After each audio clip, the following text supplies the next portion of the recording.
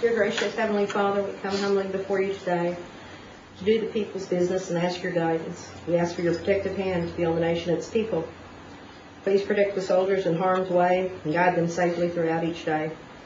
Bless our families, our leaders, and our country. Give our children the will and the heart to be all you created them to be.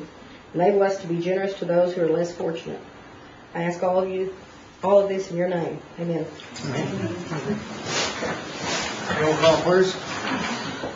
Curtis Snell. Here. Chris Doak. Here. Bill England. Bill John Baker. Here. Jack Baker. Here. Harley Buzzard. Here. Julia Coates. Here. Bradley Cobb. Doug Crittenden. Here. Jody Fishinghawk. Here. Meredith Fraley. Here. Janelle Fulbright. Here. Sean Garvin. Chuck Hoskins Jr. Here. Tana Glory Jordan. David Thornton. Sarah Cowan Watts.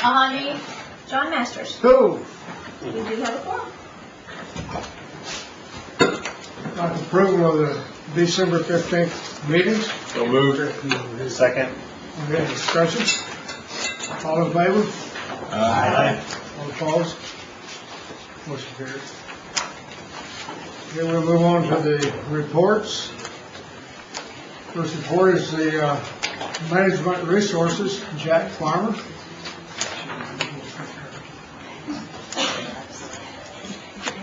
Good afternoon, Chairman Snell and councilors. On behalf of the Management Resource Group, it's my privilege to appear before you. A report has been previously mailed to you. I don't have any additional information except perhaps one is that since we have started the seed bank program exchange, just recently we've received 10 calls asking for the seeds, and it looks like that's going to be a very successful program. Be happy to answer any questions at this time. Any questions for Jack? Thank you, sir.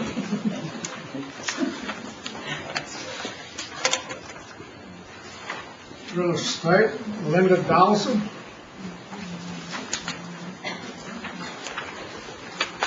Good afternoon. You also should have my report in the file.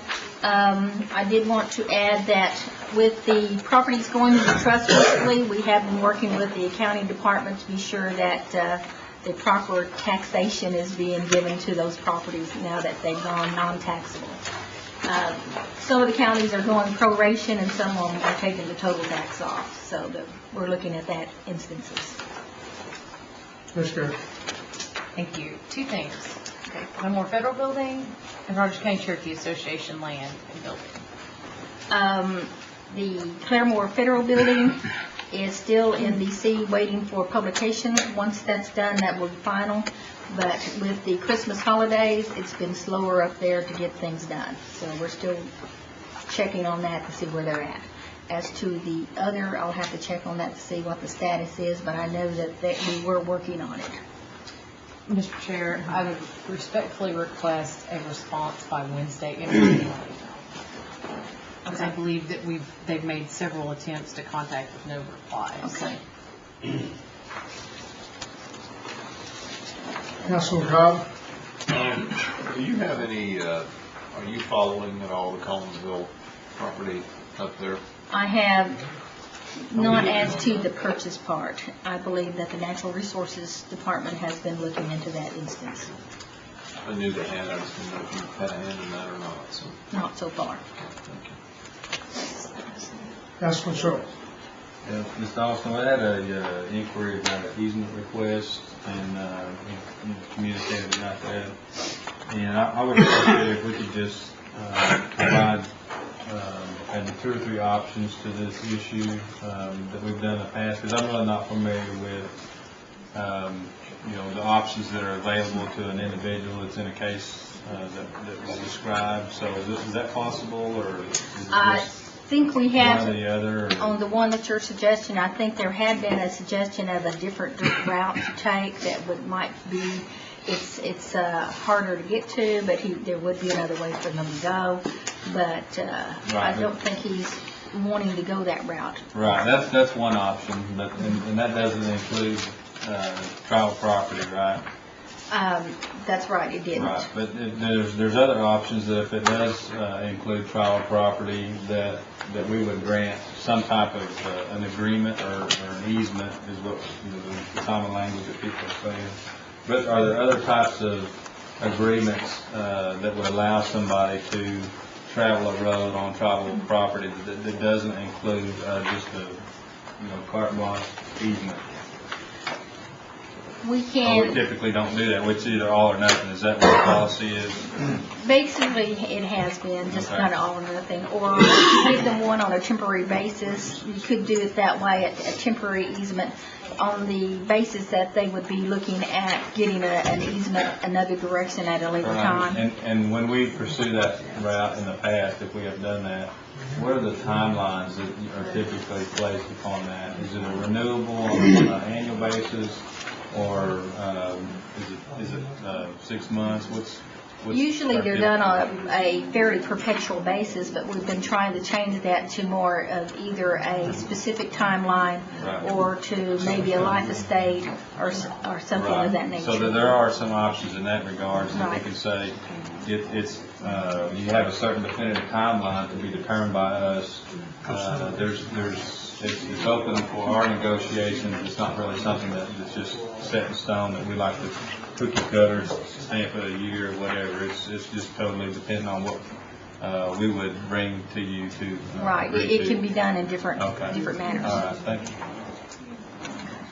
Councilman Hagan? Thank you, Mr. Chairman. To follow up on Councilor Cobb's on the Collinsville property, is there any way we can, and I think I may have talked to you about it, and I'll talk to you, is there any way we can get a letter drafted up to the city of Collinsville to run that utility up that road? We can try to address that, but the problem is that we really cannot give permission to the county or to the city to do that when that is not our property. So, but we can say we'd like it. I guess we'd like them to do it, but the problem is that. Yes. I just wanted to let you know the latest update on that is we have been working with Acme, and we did give an offer, and they counter-offered, and we've been in communication with administration on that specific piece of property. We have an idea in mind of what we would like to pay for it, and we just haven't got to that point yet with the seller. We haven't got close enough on the amount, so we are in the process of trying to come to an amount we can agree upon. And so we're working on it. So in that instance, it would probably be better to wait and see what the sales deal would be instead of us trying to go across an easement that we really don't have the right to get across on utility purposes. Okay. Councilman Thornton? I don't know if you or Angela, either one can answer this, but I've got a constituent that wants to know about some property which is up on the borderline of Adair and Sequoia County, and his property falls under the Cherokee Nation Housing Authority, and it's about 40 acres. Now, will that land pertain to the hunting and fishing regulations? Can the Cherokees go on that land and hunt if it falls under the Cherokee Nation Housing Authority? Is it? It belongs It to doesn't have any homes on it from what I understand or anything.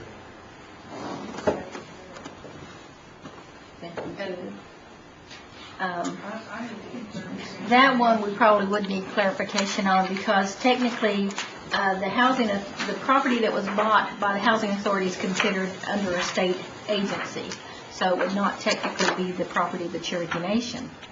Well, And how does that pertain to how the housing authority is divided up? If we've got a Cherokee Nation Housing Authority, and then we've got another Cherokee Housing Authority over here that's under the state. I think it depends on which entity purchased the property. It'd be part of it, but we probably would need to check to see how that would work.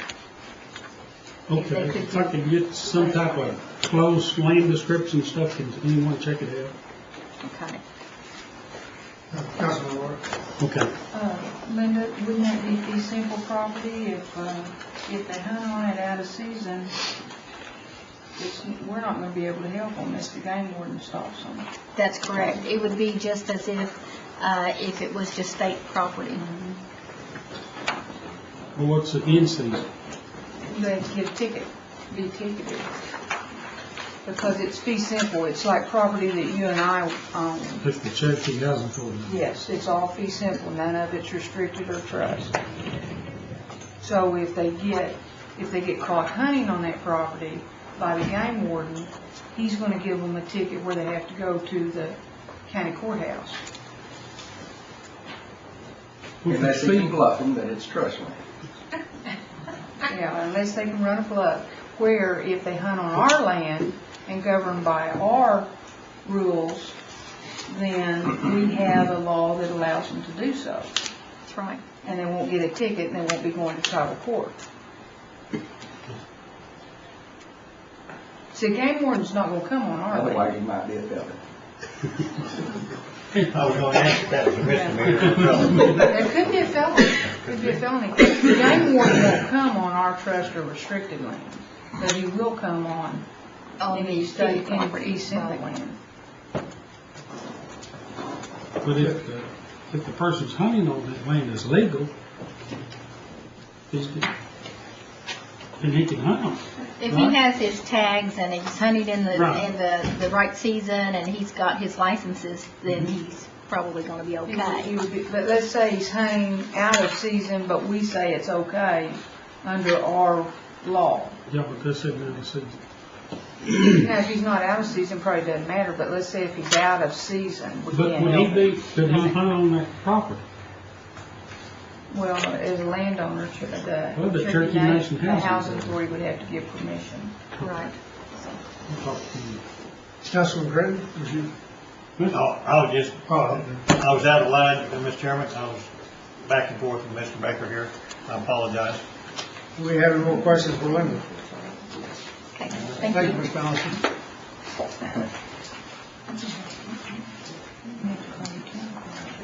Roads and Transportation, Michael Land. Good afternoon, Mr. Chair, members of the council. You should have our monthly report in your packet that was mailed over here. I'd be glad to answer any questions that you all may have.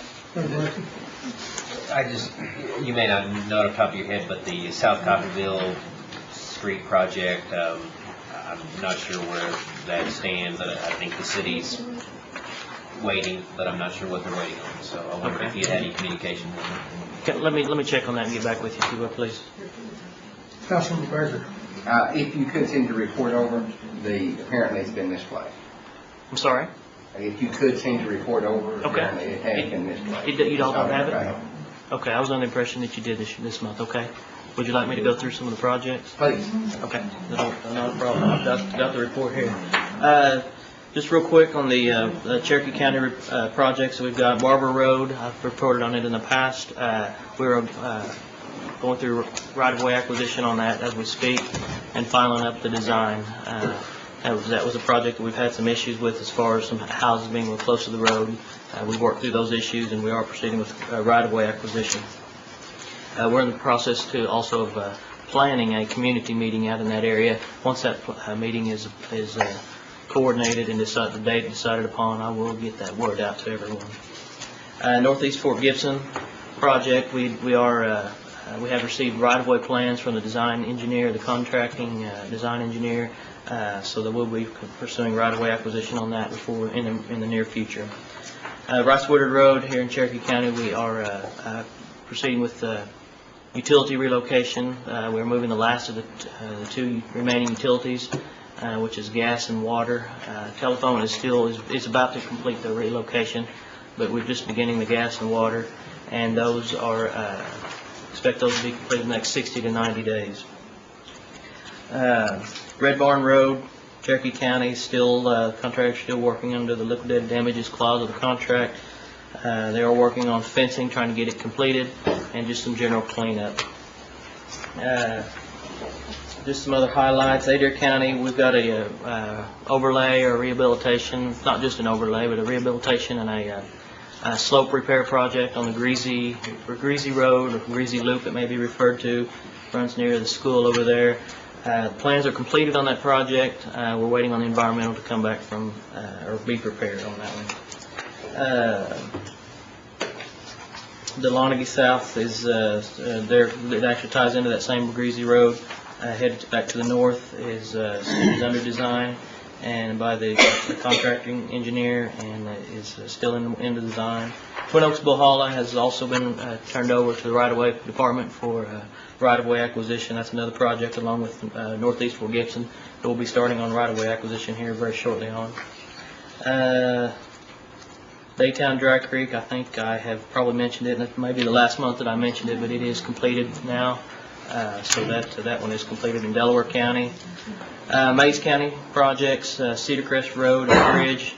We did meet with the newly elected county commissioner this past week. He is very willing, I guess is a good word, to move forward with trying to get things going, get this project moving and off the ground.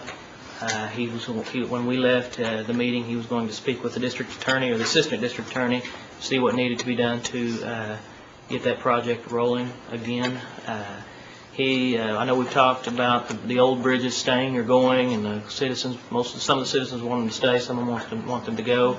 He is advocating now at this point that the old bridges remain in place, which I think has been his stance for most of the time, especially during his campaign. But anyhow, he is wanting to move forward with the project and willing to do whatever he needs to do to get it going. The transit program I want to mention real quick. The Stillwell to Tahlequah route has still been very, very low. Had a conference call today with CAT's program, or CAT's operation, who's operating this route. We're trying to think of some alternative stops to try to pick up more passengers, and also some alternative drop-off points here at the complex. Right now the drop-off point is just at the front door of the complex. We're looking at possibly one there at the Child Care Center, possibly even a casino, and then we're also looking at one over at Marcoma. Don't know how we can make all that happen and get people here by 8 o'clock or get people to their destination by 8 without having to have them leave at the crack of dawn in the morning, but we're working through those details. We're trying to get the ridership up.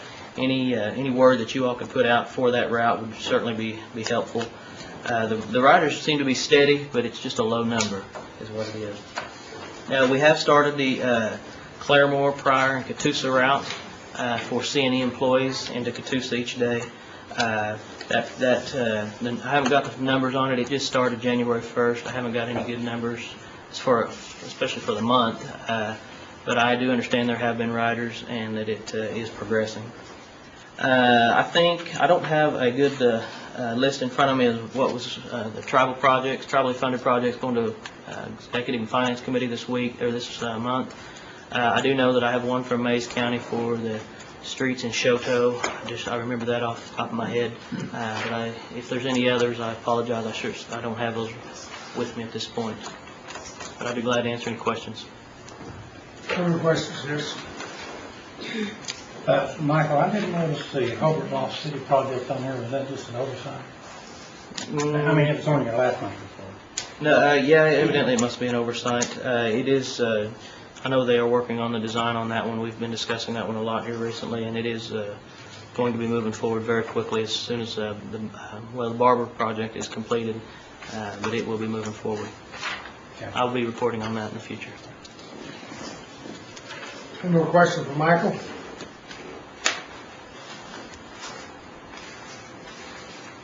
Thanks, sir. Thank you. Environmental program, Tom Hopkins. Good afternoon, Mr. Chairman, ladies and gentlemen. You have our report in front of you. At least I hope you do. I think it was over here in time, and so I can answer any questions on that. I did want to apologize. We have been reporting on that Green Policies Initiative, and I did not get the update on that into your report in time, so it wasn't included in your package. But I just want to mention a couple points on that we've received a proposal from a Cherokee company about some of the recycling initiatives that we got. It didn't really encompass the whole scope of the project that we wanted to do, so we're going to meet with them Wednesday and see if we can better define that and see what we can do with that. And so we'll tighten that up and see what comes of that. And then we're still looking at acquiring a bulb crusher. The ones that we've looked at didn't want to do, we couldn't get them to crush those small compact fluorescents. They're mainly just the 8 and 4 foot fluorescents, which is the majority of the bulbs that we use here at the nation. But if we could get one that would do the compact fluorescents, we might offer that service to the communities and to just citizens that would want to bring those in and get rid of those responsibly.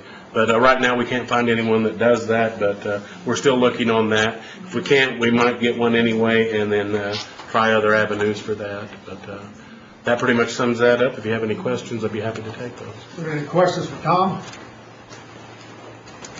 Thank you, Mr. Apple. Yes, sir. Yes, Cherokee. Thank you. I just have something really quick, so I tried to go on. That was for Jack Farmer. Can you send us the presentation that you did of the Cherokee Nation Master Plan Development process, please, the council? You can just send it to Gail. Okay, if we just make a request from Diane Turtle, we'll see that it gets done.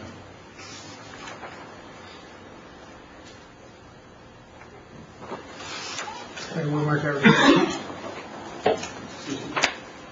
We'll make that request. Okay, thank you. Yes. Do you prefer everything to be in a GRA request?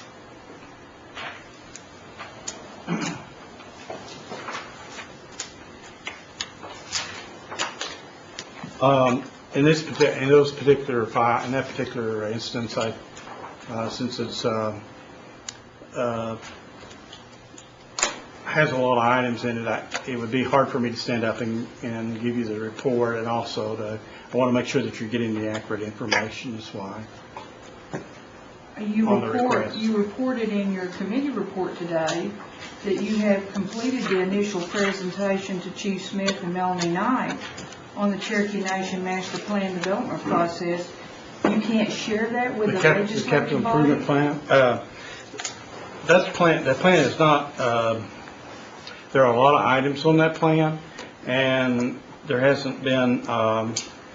We haven't had an opportunity to review that with the administration totally, and for me to report on it would be premature to give you something that may not actually be presented to the council. So at some time when this is completed, we will be meeting in the near future, and we will be giving you a total report on what's included in that plan. Mr. Farmer, you used the word completed. What task completed do you need to complete? Well, I think the word completed should have been that we are in the process, and I apologize for being completed, but it is in the process of being, it has not been finalized, and so I would be premature to really go through a whole list with you. I can, through the, if you'll make a request through Diane Turtle, I can, that probably could be, but at this point it is premature for me to try to go through the list. There are some items, I can give you some generalities. There's some new facility items that's on that list for existing, for new construction, and et cetera. So those are the kind of things that would be on the list. I just find it outrageous that we continue to see that the legislative body of this government cannot receive information by requesting it through our committee. I just find that outrageous, that we can't find this, get this information in a timely manner without a GRA. Are you, may I have a clarification, are you asking about the master planning process or the capital improvement? You say here that you have completed the initial presentation to Chief Smith and Melanie Knight on the Cherokee Nation Master Plan Development process. I would like to have a copy of that. Okay. I'm sorry. I thought you were talking about another plan. I'd be happy to have Dana Espinal, who's our Director of Planning, with us here today. She can give some more details on that.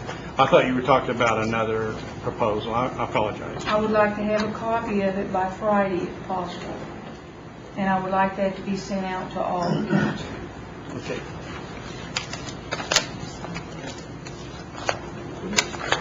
Jordan, pushing off the floor. No, nothing. I'm okay. Councilman Hoskins. I withdraw, thank you.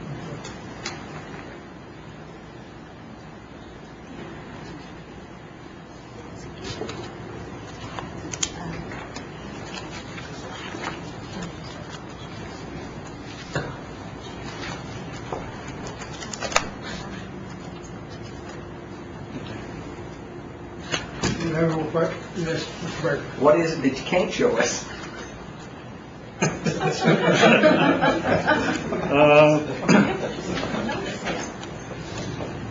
Well, as you know, Counselor, there's been procedures established, and I'm just following the procedures. I'm just curious what the nomenclature is, the one that we can't see is. Without asking. Pardon me?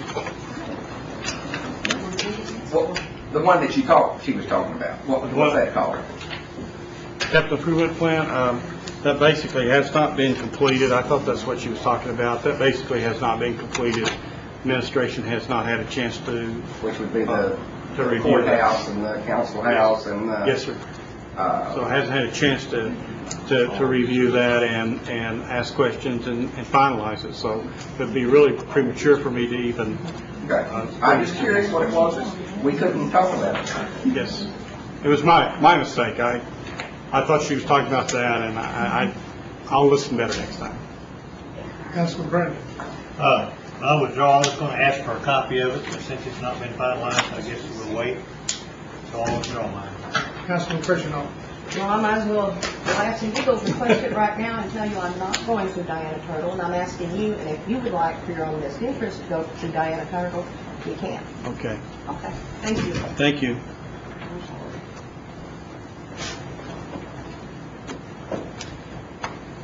More questions, Jack? Thank you.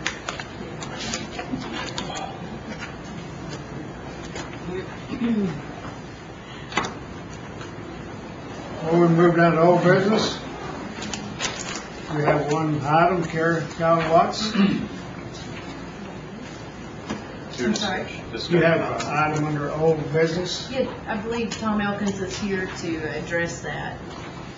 Mr. Elkins, would you like to step forward?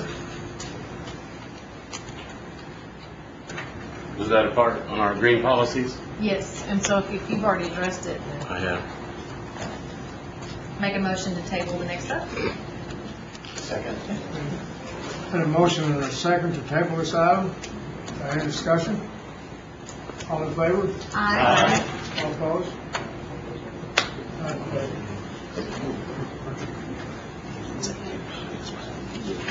Under new business, we have a resolution. Mr. Farmer, would you like to explain this?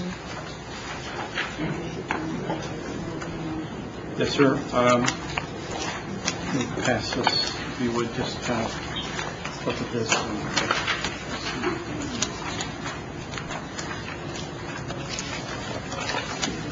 If you just take a look at this. This is with the our natural resource department, and what this is a we're requesting to apply for a grant from the Bureau of Indian Affairs. It's a non-match grant for the amount of $58,380, and the purpose of this grant, it is I believe it was in your packet what the purpose was, but the purpose is to provide a historical baseline on all our trust, all our land that we have, to serve as a guidance for land planning for natural resources, the Cherokee Nation, and to provide some procedures for land use for our nation's land. And this will be a grant with the Bureau of Indian Affairs, and it's a non-match grant. It will go to the Natural Resources Department. We'll be doing GIS data location of our lands. Mr. Chairman, I move for the approval. I was just waiting my turn to make a motion. Second. Got a Motion and second for approval. All in favor? Aye. All opposed?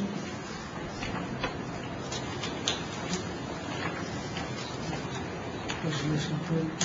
Thank you, Jack. Number two, Joe Prenton. Thank you, Mr. Chairman. This resolution amends a resolution that was passed in October of '08.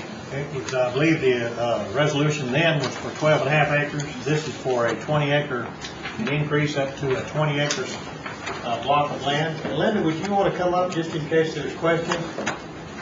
This is to be used for a ball field, track, parking lot, and living quarters for marshals, I think, down at, or for security down at Bell, if I'm understanding. Does it include that that house, that mutual help home? I believe it does. Okay. It's, the one that was approved previously did not have the whole tract, and when we went out to double check it against the old lease, we saw that they were using much more than what the previous lease had in it.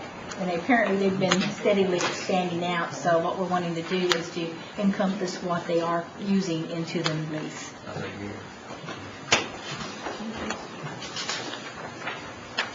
Councilman Christopher. You said it included the mutual help home by the community building? If that is, it may not. If that is not our home, then it wouldn't include that. Okay, well, I had a question in my mind, because when you and I had talked earlier, I wasn't aware that that might have been a possibility. As long as that house is not there. I don't think that house is ours, so it probably goes around there. Okay. Got to give it back to us. I know the woman who was in it, he's got to give it back to us. We took it back because we're going to be the ones that's redoing it. Okay. But if it's ours, and I understand that they went out and redid the legal description to take care of what the Bell School was using. Mr. Chairman? Having looked at that possibility, Linda, is this something that's really time sensitive, or is it something that we could do, or could someone check to see if that house is being included in this 20 acres before we vote on it or whatever? I can check on that and see. Okay? If you would, if you don't care. Huh? Okay. I'd like to motion to table it for next month, because I want the house to go to a family. I understand.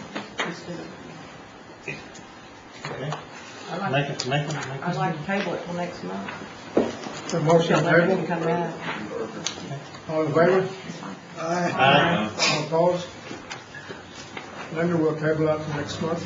Okay, thank you. Thank you. Moving on, we come to number 3, landfill update. Do we have anybody from landfill? Tom? Mine was with the landfill. Ladies and gentlemen, part of what this was going to be, it was going to be on the agenda last month, and for some reason or another, it got, I don't know if it was included on the agenda and you didn't have it in your packet, or if you didn't have it in your packet and it was one way or the other. One of the two was not met last month, and it was going to be at last month's resource committee. Ms. Maupin tells me that it was included in your packet. In fact, it was gigantic. It's like 9 meg and then like 93 pages long. What I did was go through and address some of the questions that the report had, some of the issues that it had. It had 4 main issues. One was dealing with leachate at the landfill. One was addressing the methane gas at the landfill. And then 2 were some soil samples that included thallium and arsenic. And I wrote out a little question and answer thing that addressed those. I'd be happy to address any questions you have with it. I can go over those. I can address any other points that if you had time to look at that. I hope I was told included in your report. I can handle that however you all would like to do that. Yes, Councilman Cowell. Just like to hear your thoughts on any red flags that popped up in. How's that? They had 4 major points that they wanted to discuss in here, out of all the soil samples and everything that they did. One of them, the first one, and this is a question and answer that I put in your report, one was that the leachate pond had, the pH was higher than normal drinking water standards, and that's not uncharacteristic. I mean, it's leachate. It's not drinking water, and you wouldn't expect it to be around those levels. The pH was higher than that, but that's not unexpected at all. It's not uncharacteristic for a landfill, the leachate to be that way. That's why we separate it from the storm water. That's why it's never allowed to go out into the streams. The second one was, why was the methane concentrations in these certain wells on the sides of the landfill over the upper explosive limit? They've been that way for a while. The EPC has known about that. The commissioners have known about that. They've had hits on those. Again, that's not uncharacteristic. What has been the plan for those is that as the construction of the landfill proceeds, part of that construction was to mitigate that by digging a trench, putting some vents in, and that was part of the whole plan of the landfill. That was going to be, we've known that for a little while. It's not something that's dangerous. It's just a flag that you would look at and say, that needs to be addressed at some point. A decision was made, well, that would be a good time to fix it, because you're going to have equipment out there anyway, and it's not something that's, a big health concern. It's just a trigger, a flag that you would say, hey, let's address this. And so they knew that they were going to be doing that. It was something they said, can we address this as we do the construction? It seemed like it made sense to do that, and so that was allowed to be done, and that will be addressed as they get to that point. 3 and 4 are my... 3 and 4 are, okay, arsenic and thallium. Yeah. This part of northeast Oklahoma, we've done a lot of soil sampling in Superfund, and we hit arsenic and thallium. Background levels are just, these are not uncharacteristic. They're everywhere. It's omnipresent in this part of Oklahoma. Really? Oh, yeah, very much so. I brought those to the EPC. I told them that we needed the report to come to the council first, because you guys had asked for that, and so I put it in your council pack last month, but at the last EPC meeting, it was addressed to those councilors, and they knew that, they've done soil samples, and they know that this is not uncharacteristic. It's just the company that did this. I think they're out of Texas or somewhere, and they are Stafford, Texas, and certain parts of the country have different soil samples, and our country in this area has thallium and arsenic in it. It's not something that arsenic, I had kind of got wind of the thallium. I did not. No, very much so, and we've caught that in a lot of our samples. Yes, ma'am. Oh, I'm finished. Thank you. I'm sorry. Councilman Fisher. Yeah, you were going to get me the background, and you never did. I'm sorry? The background concentration levels in this area. From other, ma'am, I'm sorry if I did not know that. I can do that. Oh, we talked about it. It's okay. We talked about it over there. I'll definitely do that. Yeah. Thank you.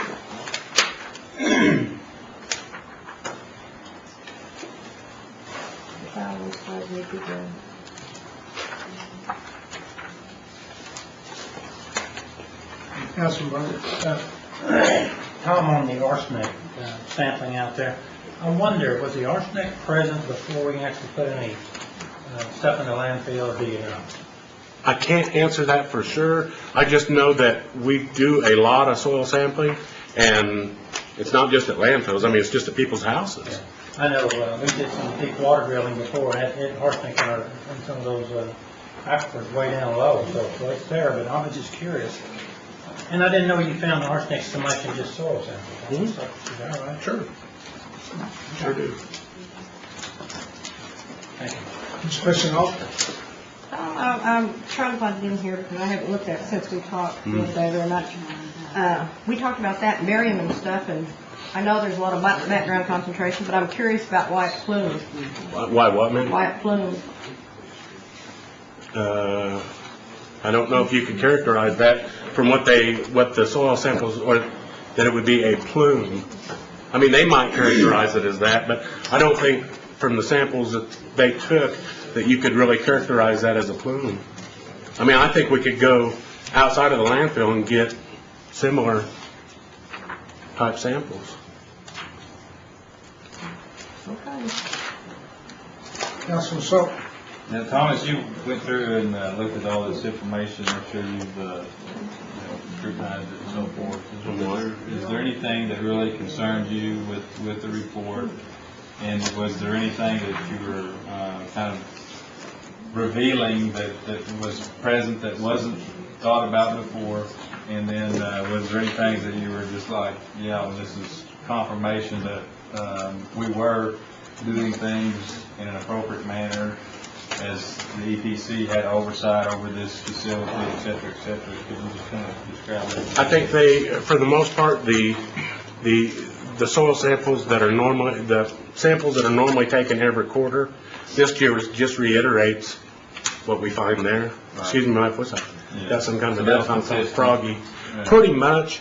Normally, this goes beyond what we would normally do, just because that's not done at Right, landfills. that was the intent, right? Certainly. Okay. But nothing uncharacteristic, not at all. So there was no real big surprise or revelations in this report? No, they did say, and I mean, if you read this, that further sampling should be done, and it's mainly just to characterize what I've said here. Right, I mean, But you always want to have monitoring and so forth. I mean, you can say that from anywhere and go out and say, well, maybe we better, you know. I don't really believe it's necessary. So was there anything that was revealing in this report that